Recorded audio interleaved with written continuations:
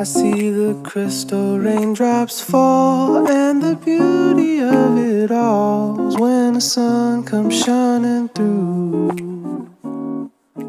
今年的汽车市场9系的竞争非常激烈我们今天来看一台常年的销冠问界 M9。I wanna spend some time with you,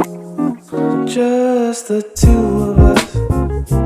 We can make it if we try, just the two of us.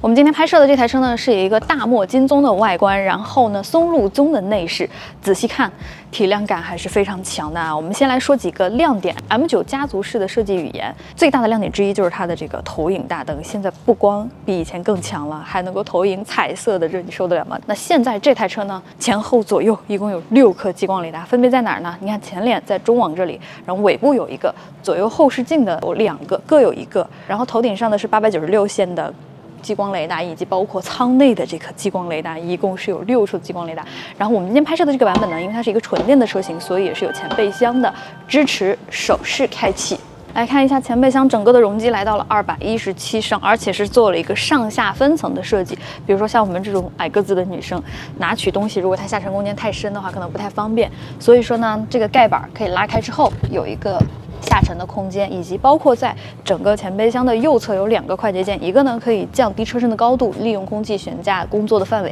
另一个是一键关闭这个前备箱。你看，打开了这个前备箱之后，像我这个身高，想要够到它就有点费劲了。然后在这里呢有个快捷按键，一按就可以关闭前备箱了。第一眼看到这台车之后，你会发现它加了很多这种金属的镀铬点缀，比如说在下方的侧裙，以及包括我们前脸造型上有2道，整体上还是非常好看的，很有体量感。其次，咱们来看一下，有几个点，我觉得是非常让我感觉很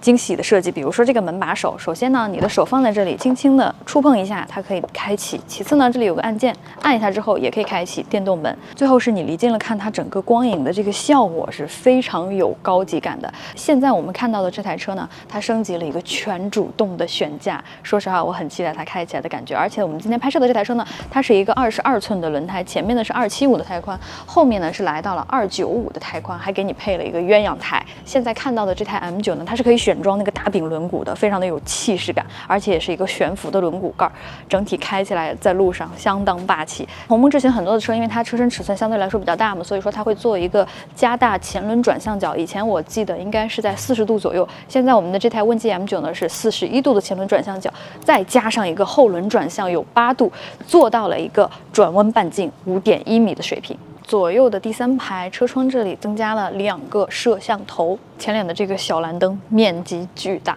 来看一下它的后备箱空间，我们今天拍摄的呢是一个6座的版本。如果说把第3排放倒的话，它最大的拓展空间可以来到1370升，而且呢它还有一个79升的暗格。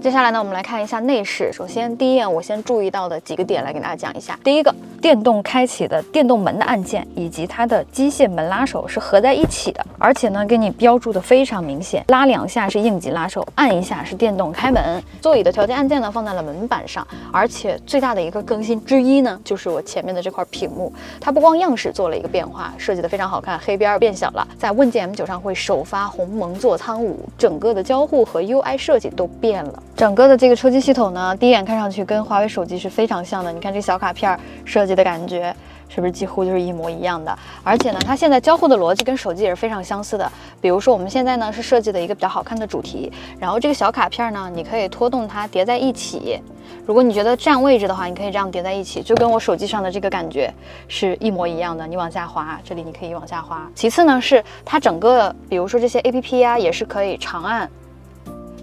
然后拖到另一面，就跟手机是一模一样的，而且你可以这样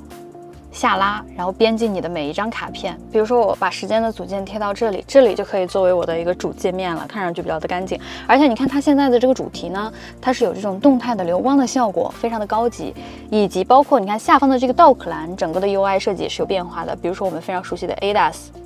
它就变成了这样的一个小角标，而且呢，你长按可以编辑，比如说我想加一个车内的功能，或者说是常用的一个 APP， 比如说我想点击一个华为视频，然后点击加了之后呢，你会发现它在这里会迎合整个道克兰的主题，变成一个独特的设计，这一点小细节做得非常好。其次呢，就是你可以回到主界面上，比如说这种小卡片的组件呢，你可以把它移除掉。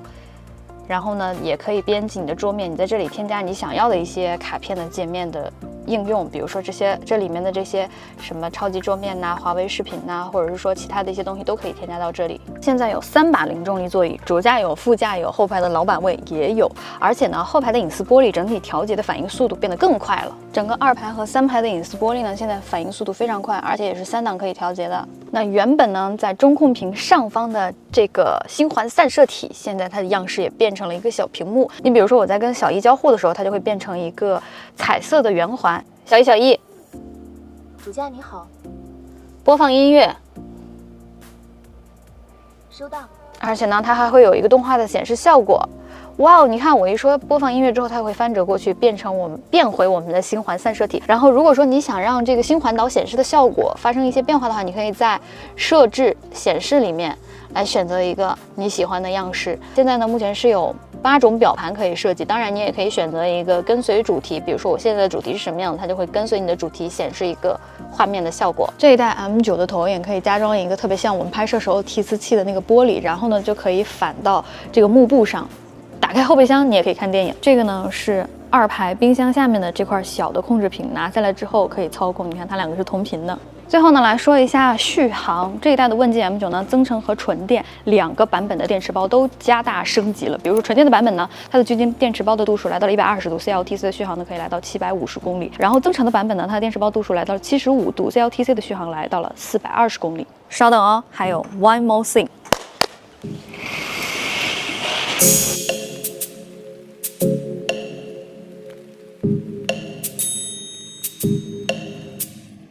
华为的手机呢，一般都会发布一个 Ultimate Design， 叫做非凡大师的版本。然后现在问界 M9 呢也会发一个非凡大师版，当然还不确定到底叫不叫这个名字啊。就是这个 Ultimate 的这个角标呢会放在地柱的这个位置，而且呢它的车长会来到5.4米，非常的夸张。而且呢还有比如说像什么旋转座椅啊、星空顶啊，还有智能的投影大灯，以及包括其他非常 amazing 的配置，我们可以期待一下。